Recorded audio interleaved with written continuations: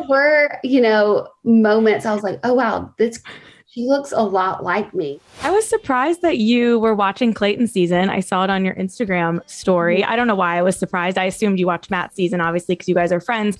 But were you keeping up with the show this whole time? Is it easier to watch The Bachelor versus The Bachelorette? I haven't kept up with the show at all, but I think this is the first season that I was detached completely. There was no relation in any way to me for the first time. Because it's either, the Michelle and Katie were from Matt's season. And then before that, there was in some way I was connected. So this was the first time I felt like I could kind of watch in a way that felt a lot more removed from everything. And yeah, I think maybe watching The Bachelor, I can reminisce on it was such a fun, it really was such a fun experience with me with not as much pressure in any way. So yeah, me and Adam, actually that was his first time to watch the show too. He watched a few episodes of Matt's, but it was fun to watch. And yeah. It was not associated with you, but everyone was comparing you to Susie. What did you think of those comparisons?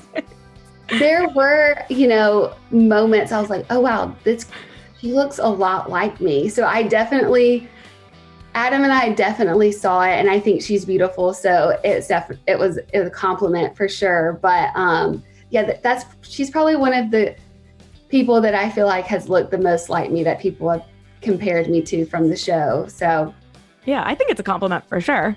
And her and Clayton are still together. They were able to get back together after that whirlwind craziness of the show. I mean, were you surprised by how that whole thing played out?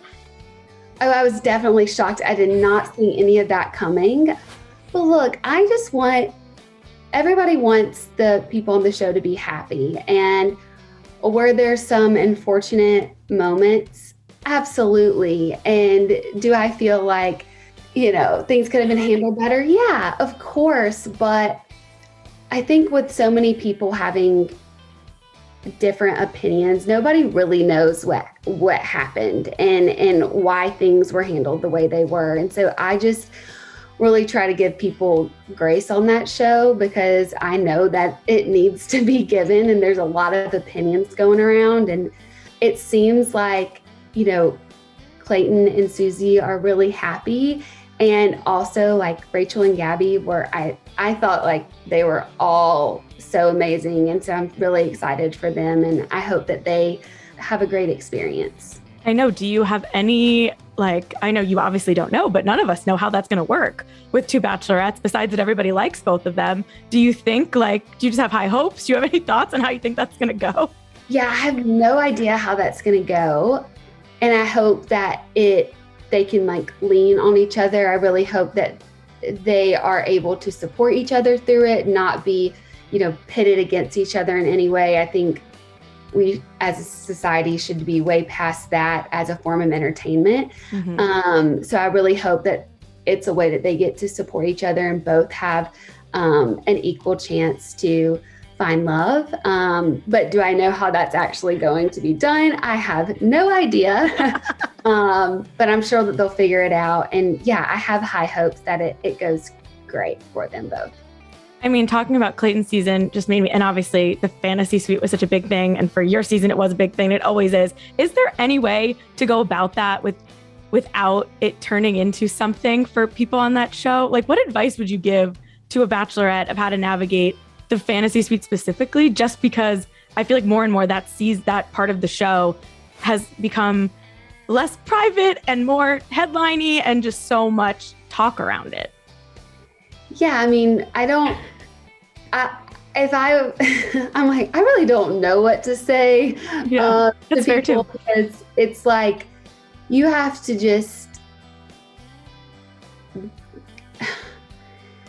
I think you just got to follow and trust yourself and make those decisions and, be able to own whatever you do and know that you're probably going to make some mistakes. I think that's also the thing, the viewer is watching a human having these human interactions, which means that they're not going to do everything perfect. They're going to make mistakes.